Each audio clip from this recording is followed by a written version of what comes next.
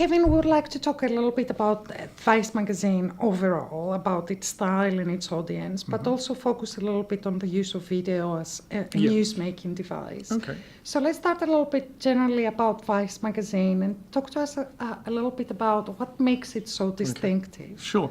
Well, if anybody knows, Vice started as a magazine 20 years ago in Canada, and it was a free magazine, and it developed quite quickly. It's still a magazine, but our main business now is in online and more recently a television channel. So about 10 years ago, Vice really moved into digital content making, and we now have about 12 verticals: news, food vertical, Vice.com, a women's vertical called Broadly. And these channels are putting out a huge amount of content every day, every week and every month. We've got a couple of 100 million people come to the websites every month globally. Video is now a very, very key and important drive for Vice. And about 3 or 4 years ago, we decided we're quite good at making video online. We'll move into television. We have an Emmy Award-winning television show on Vice on HBO in the US. And out of that, we decided to grow our TV content out into a television channel. So Vice Land, which is, I'll show you in a moment, slightly overblown promotional video, is Vice's television channel, launched in America 6 months ago, launched in the UK last week, or this week on Monday, and we'll be rolling out into 40 to 50 territories in the next 6 months. What's really important, I think, for the way Vice operates, and maybe that's the thing we could talk about, is that we are platform agnostic, and we are about content on all screens. So television is but one screen. We count all screens, and we want our content to be on all platforms and all screens. Platforms change, delivery mechanisms change. Content is the thing that we do. We are a content company. And you'll see that across all the things that we make. There's, I think, a sense of Vice and what Vice is. If you want this sort of esprit de corps de Vice, you'll feel in all our content. And that's part of the strength of the brand. It's a very, very powerful global brand. It's aimed at 16 to 34-year-olds very squarely and specifically. And although I don't quite fall into that demographic, most of the content is made for and by 16 to 34-year-olds. And that includes a television channel. And that's very key to Vice, that to be in connection with your audience, you've got to be the audience, and the audience has to understand you. And that's why I think a lot of our success is that we understand our audience, and our audience also makes the shows. So I think that's a sort of quite important message for us. Should we show a video? Sure. I think I'll do that. Do you want me to? And I have some questions. Okay. After it.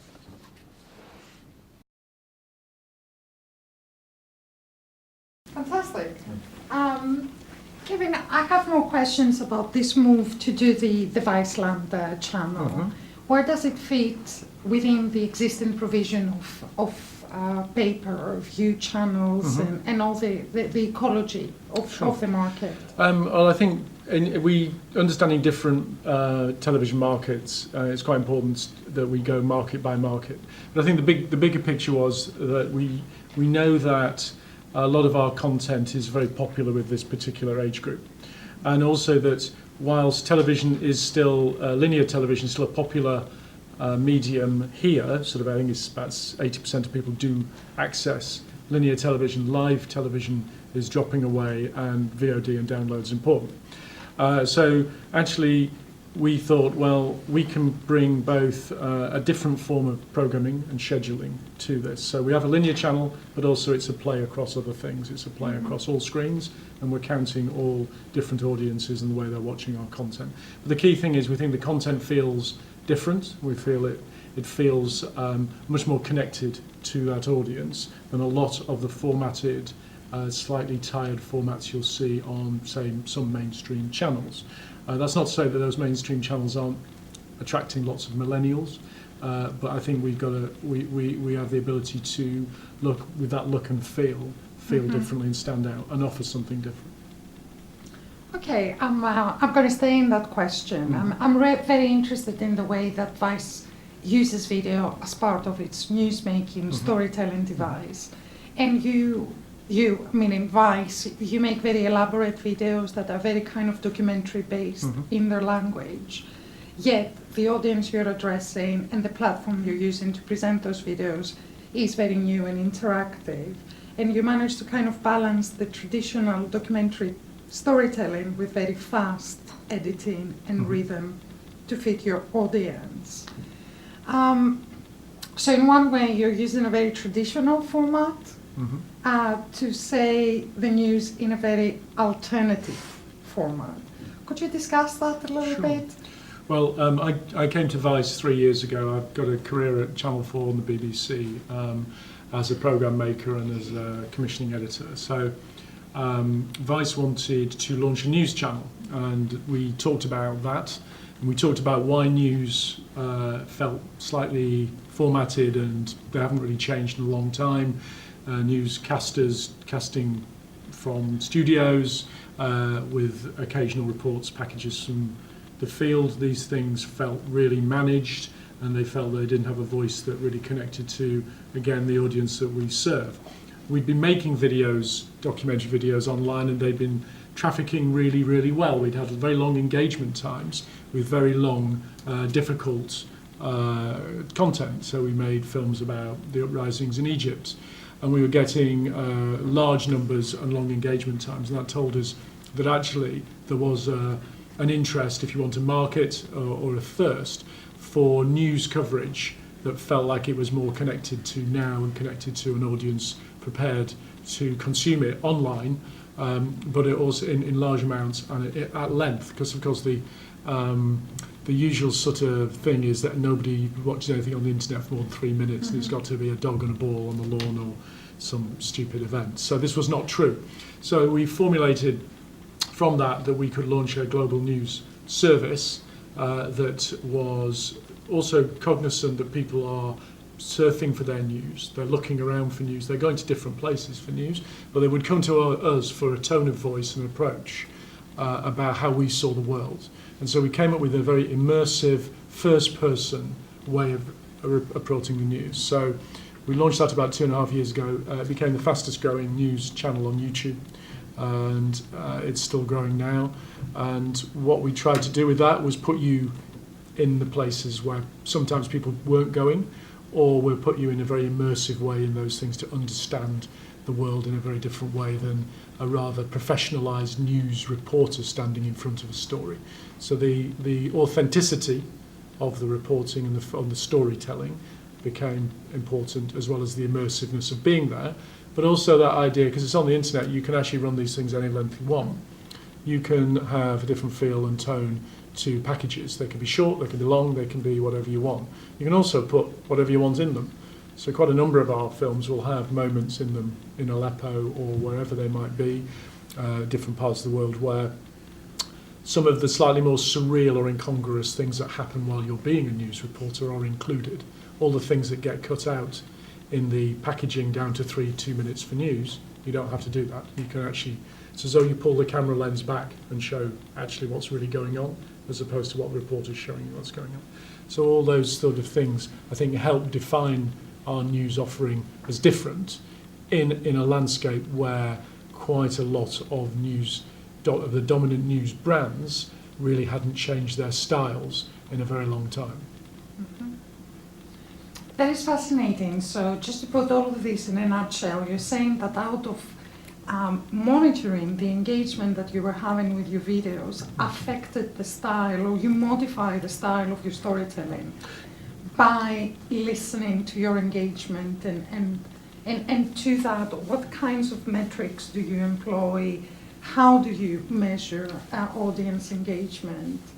I don't think I think the development came out of what we know, just numbers. You can see, it's quite democratic. You can see onto YouTube who's watching you. You can do on Chartbeat and some other ways of tracking. So it's not a question of fitting the editorial to the story. It's much more what we noticed was that when we put up different sorts of content, that we probably thought if you put it up on television would not really rate was actually doing very well. And that I think was the media, because we're online, because we had already a platform, we had an audience who were engaged, we noticed that they were also engaged both in food, culture, but now in news. So we're able to develop from that. And you're still making a risk, it's still a roll of the dice. You're still going, well, okay, we put some effort and some investment behind this. Is this going to work? And you know, so we opened with two main hubs, one in New York and one in London, with London serving most of the Middle East. And we started delivering daily editorial and video, and that grew very fast. And it's, you know, you can see how it's shared, you can see the comments, you get feedback, because you know, it's quite a democratic medium, the internet. You know very quickly what people who are using your services think of you. And you know, that's good, because that feedback informs just how you're perceived, and then as a business you can start to think about, well, what does that look like for us? You know, so there are various metrics you can use. Some of them are, though, that Vice just thought it was a really good idea to offer a different form of news service to one that was around. There are others now emerging, and there were some at the time, you know, and other people get into video. BuzzFeed got into video, but people do it in different ways. We decided to go into using, in a way, like you say, the clothes of documentary and traditional storytelling and traditional journalistic techniques as a way of engaging. And actually, you know, and it's the only way I know how to do it anyway, but that proved to be, you know, not a great revelation, to be able to just tell good stories. People come to them. And if you look across all Vice video, or indeed Vice editorial, it's actually pretty straightforward reporting.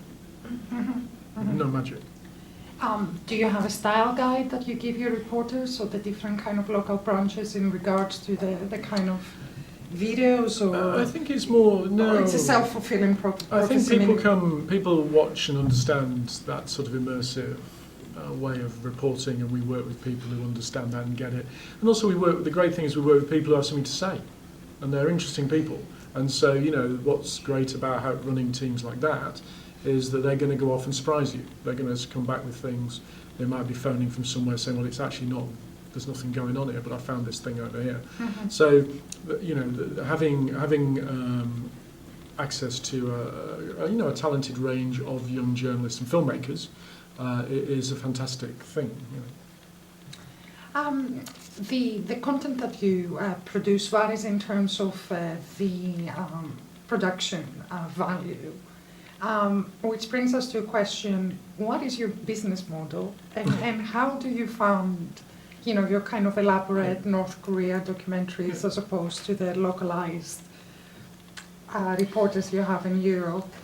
Well, I think the business model is really simple. I mean, the one thing that's important to Vice, and I think it's increasingly important, and probably people have touched on it here before, is that you've got, you know, if you're a company with a sort of global aim, or you've got a global network, or you're building one, you've got to own your own IP.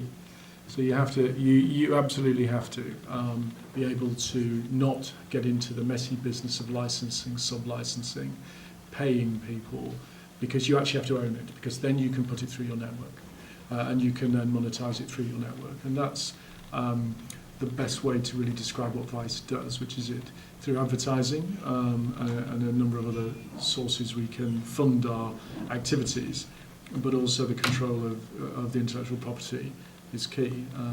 And you know, in different markets that's different. Here you'll find, for example, Channel 4 television here, which I used to work for, commissions programs and pays for those programs from independent television companies, but it has a limited license and ownership of those programs, and they revert back to the company. So that's a different model. So the channel gets a certain amount of exploitation rights, and then they fall back to the producer, even if the producer themselves has not necessarily been the originator of the idea. Here we have a very different model. It's a model closer to some of the bigger international global players, where it's very important to try and own your IP. Mm-hmm. That's very interesting, and I will turn a little bit techie here now. I hope the audience doesn't mind, but I'm very interested to, you know, drawing from what you just said of owning your API. You began using the YouTube player. Yeah. You did not embark on creating your own media player. Could you talk to us a little bit about why? Well, I think it's pretty simple, really. We're a content company, and you can, if you're an enormous conglomerate and you start building platform, it's a huge investment, and you've got to decide what you are. And we are a content company primarily, and we partner with platforms, and that works very well for us. Television is an enormous, if you want to be the BBC and you want to buy a billion cameras and put a load of pipe work in, that's going to cost you a lot of money. Again, we can be agile and we can do deals with partners and platforms, which means that we can concentrate on what we're very good at, which is making content, and then partnering with people who can help us disseminate that content. So it's just a different model. Some people like having huge buildings in central London, and it's very important for all of that. We think, well, put the money on the screen, make good things, and then as effectively, cost-effectively, publish those. Mm-hmm. And for Viceland, how will you be distributing the channel? Will it be on Freeview? Will it be on PS4? What are your plans for the platforms? So in different markets, it's going to be on different platforms. In UK, it started out with Sky, so it's in their entertainment package, so it's a pay system. In most of the places we're opening to start with, it's a pay system, so it's a subscriber base and an advertising model. And that's what we're rolling out in the next 6 to 9 months. So, you can see that that's where we're trying to make the thing work. Mm-hmm. If you go free to air, that's a different proposition. It's a lot more content, and we'd like to do that. We're building up to that. And that's a way to keep the business safe for now, if you're selling the content rather than giving it away for free. Well, I think the challenge is, as anybody knows, with certainly this 16-34-year-olds, it's who will pay for content and who expects it to be free. And we think that we're in a good place because we publish a huge amount of content through our different verticals every day that is free, or if you want, you see adverts around it. We think that a premium television offering people will pay for, because I think people will appreciate that television shows like that cost a lot of money. We're on Now TV, we're on downloads and VOD, so people can have an option of not spending very much to watch an Action Bronson series or Gaycation or any of these shows. There'll be box sets available which you'll be able to download. So I think we're open to our content being viewed in different ways. Obviously, what we won't do in the first instance is put all Viceland up for free. We'll be putting it up so people can access it for hopefully moderate cost. Mm-hmm.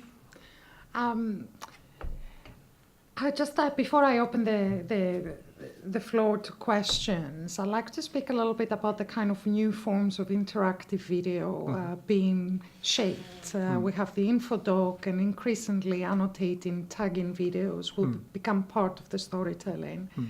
What are your plans for that? And would the new platform allow for user annotation or video annotation? Well, at the moment, we're concentrating. The simple answer to that is, at the moment, we're just thinking about what that looks like for us. So we haven't got any definite plan. What we are doing is we're launching a daily news show. And in some ways, it's, again, a strange throwback, where it's a daily news show for television. And it will be globally available. So it starts in America at 7 o'clock, 7:30, I think, on HBO. And then will be globally available through our system.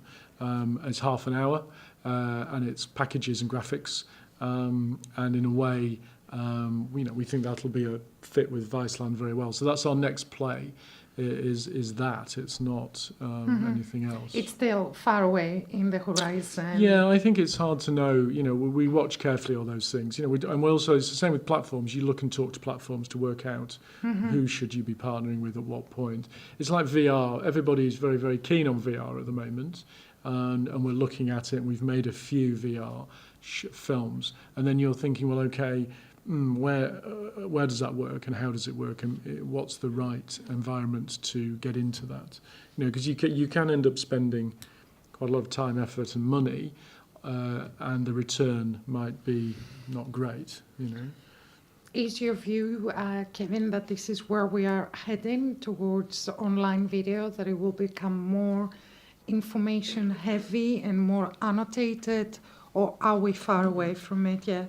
No, I think, I think the way we see it, as I said before, it's our content on all screens, and we think people consume in lots of different ways. We hope that people are attracted to the Vice and the Viceland brand. We think the brand is strong and that people will come to us for different sorts of approaches to whatever it is, food, women's issues, news. We think people will go to other places for other takes and other ways of reporting and building things. So, you know, if we can attract and keep people, the thing here is stickiness. Can you get people to stay? Can you get people to pop into the vice.com website and then fish around for content? That's our aim. And if, you know, I think that's what's we're obsessed with at the moment, is attracting large numbers of people, keeping them, but also being absolutely aware that, you know, people are not brand loyal in that old-fashioned sense. They are, maybe if you're on someone's favourite list in someone's Facebook feed, that's a big result, and that can give you big results back as well. So I think those things are important. But to feel that you are going to dominate, you're going to be the only thing on the block, would be a mistake. Thank you. Thank you so much. I will have to open the questions to the audience because I think the audience is eager to ask questions, and I shouldn't monopolize the conversation. So, Mohib, could you do the rowing mark? And anyone that would like to ask a question, just to continue the discussion, but with the audience rather than just me. That's one. Jean and then Janet. Thanks. This has been really interesting and very generous of you to spend this time with us. I have a question about the kinds of skills that you need in a talent. Who, you know, some of us are involved in contexts where we're supposed to be training media professionals and journalists. So these new ways of doing the news, new modes of reporting, what kinds of skills, mixes do you need? Where are the backgrounds of the great talent you have working for you? Actually, a real range. Vice has been particularly good at developing talent in-house, and not necessarily just in news, but some of the shows which we've not shown, some of the talent was actually working in the sales office in Vice, and somebody went, "Oh, you might be quite good on television, let's give you a test." And there's quite a lot of that, and I think that's a really key thing of Vice and some of the other newer media outlets, where the barriers to entry are a lot lower. And I think that's quite important because when I started, the barriers to entry were huge.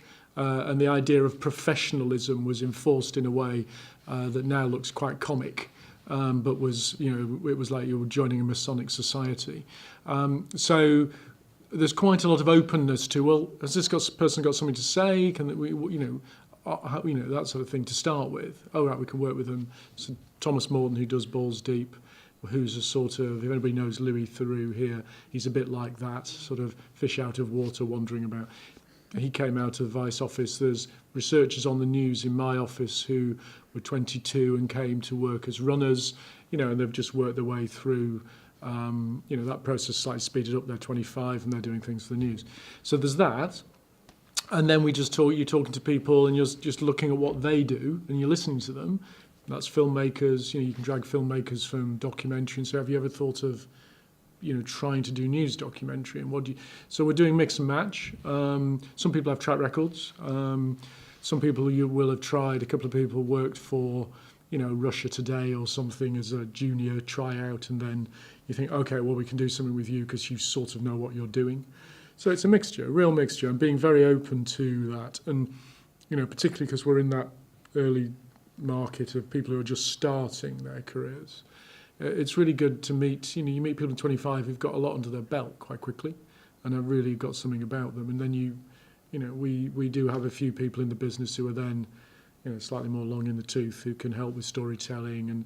But, you know, and the news people I masterclassed by bringing in documentary makers, UK documentary maker, UK news person, somebody from, I think was a film writer, you know, we just talk about things in the way that anybody would. So it's that sort of mix. And then you are looking for, we have a lot of our stuff is first person. So it's very old-fashioned. It's reporters doing things and experiencing things.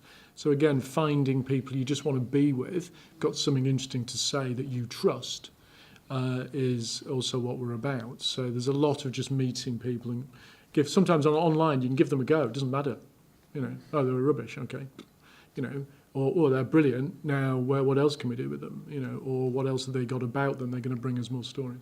So it's a very open, fluid thing where you're not trying too soon to professionalise them in that old-fashioned sense. And I think that's how we do it, really. Thank you. Janet, you had a question?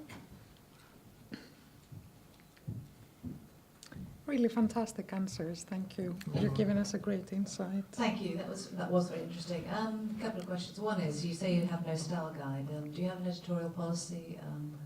Are you beholden to organisations like Ofcom? The news area. And the second thing is, how do you pay your producers? How to pay them? Well, cut in brown envelopes. So the first thing, Viceland comes under Ofcom. So we are the television channel is regulated. The internet is not regulated. However, Vice, and since I've been there and before, ran a very, very strong, clear editorial policy on all things to do with risk, to do with, you know, how we report, accuracy. So as an organisation, to go back to professionalism, it's a very rigorously run organisation. The internet allowed the news to take a different position on what's acceptable to show, and we took a decision that was very clear, which was we're going to do a lot of war reporting and conflict reporting, and we're going to show you what it actually is. And that isn't sensational. That's actually because people don't actually, on terrestrial television, see what war actually does to you or to people. And that was very important, one of our distinctive things. So within that, there's then a lot of editorial discussion as to what's permissible, what we all thought was too much, or but being able to be honest and truthful to what we were finding. So if you look at a TV news report of a war, it's the usual 5 shots. But you don't actually see anything too traumatic. Why you can't? Because you break the Ofcom guidelines. So on television, we're allowed, online, we were able to, I think, report in a very gritty way, but a very responsible way, because I was in charge of editorial for the news, and my colleague is now the same way. We have strict referral up processes on issues to do with libel, to do with anything that you would expect in any newspaper or any television channel. The challenge for Vice going onto television, of course, is obvious. A lot of Vice video is fun, it's irreverent, sometimes it pushes the boundaries. And so there is a different call on some of the existing content that's online to be put on television. That's an interesting challenge which we're going through at the moment. And also then television itself is subject to Ofcom regulation here. It's a different regulatory system in the US. So just for argument's sake, today we were discussing filling our daytime schedule with Vice content is a bit of a challenge. The post-watershed is fine. So there are different challenges. So the search for Vice programming that works in terrestrial television daytime or digital daytime has been, quite an interesting thing, because we have got a lot of content. And we have got a lot of content from the internet that we think is actually great and we should be putting on television. And then the fun begins, because Ofcom, as you know, will come back and say, well, why was X on at 3 p.m? You appear to have whatever it is, somebody doing something inappropriate or Vice-like. And so, those are the challenges. But no, in terms of a global company that has a grip on its editorial and a grip on its practices, it's like any other. And the pay? Oh, yeah. No, we pay the going rate. We pay, and the two things. Yeah, everybody's paid properly and in the market rate. We're in a market here. I mean, that's what I think people forget about all this. There's a market in London. Is an incredibly vibrant media market. You have to compete in that market to get people if you're going into it. So that's what we do, and the same with what we say about funding our shows. People say, oh, it's the internet, you must have been doing cheap and cheerful. Well, actually, what we did was we set with the news to use expensive, proper cameras, crews who could shoot properly. That means a DOP who knows what they're doing. All those things mean that the actual content looks better, feels better. Some of our bigger documentaries off the internet will be on Viceland. They just look, you wouldn't tell the difference. And again, those are made by people, obviously professionals who are paid properly. Fantastic, thank you. We need to allow time so we don't run over. We will run over a little bit more. So maybe one last question. Up, sorry. Okay. I try, maybe it's a bit out of topic, but I'm curious about how it is Vice on Snapchat, how is it going, and what are the difference on the content and audience engagement from YouTube and Snapchat? I talked before about the different platforms that we team up with. So, we have a Snapchat relationship. I think it really it's sort of simple in one way. We have people who know what Vice content is and how it can work for Snapchat. So, you are cutting and developing ideas for each platform individually with the Vice content you've got. And we've got people who know how to turn some of these things are 30, 40, 50-minute shows, but they're turning them into Snapchat. And they can do that and still have the essence of those shows. So the skill is in that, and the skill is across any of those platforms, and it could be, WhatsApp, whatever you want. The skill is to keep the Vice brand intact, or the Viceland brand intact.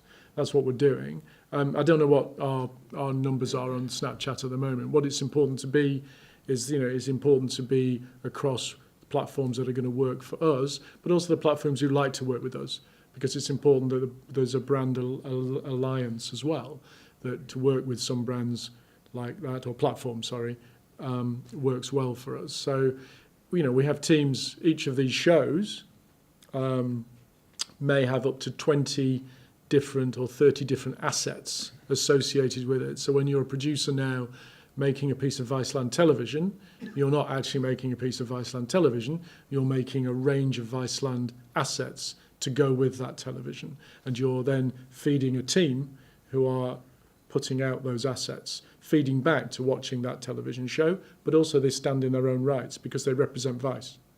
Each of those things represents a piece of Vice and a piece of Viceland. Could I follow that up a little bit? So one person would be the content creator, let's say, the reporter who went out and covered the story. Or a team, yeah. Or a team, and created a certain number of materials, photographs, videos. Yeah. Would then the same team or the same person create content for the different platforms, or would that be a different team? No, we've got branding, marketing, socials and online teams that are feeding or the verticals all the time. So you would have different people who are briefed and know intimately the material and work with the producers of the material to then make. So you set up briefs, for if there's a campaign on Snapchat around one of those shows, there's a plan and a brief for how that works, frequency of posting, all of those sorts of things. If you're on Facebook at the moment, we've put up 3, possibly 4 Viceland full episodes.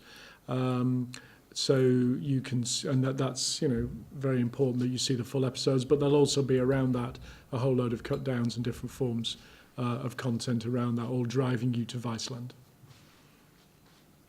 Brilliant. We can't thank you enough for this really interesting insight. We're all Vice consumers, aren't we? So we are really very interested to see the inner workings of the organisation, and we look forward to the Viceland channel. I don't know, Kevin, if you will be around later for our reception and drinks. Probably not, because I've got to go back Thank to you work, for giving us the time. Okay. I used as much as I could. Round of applause.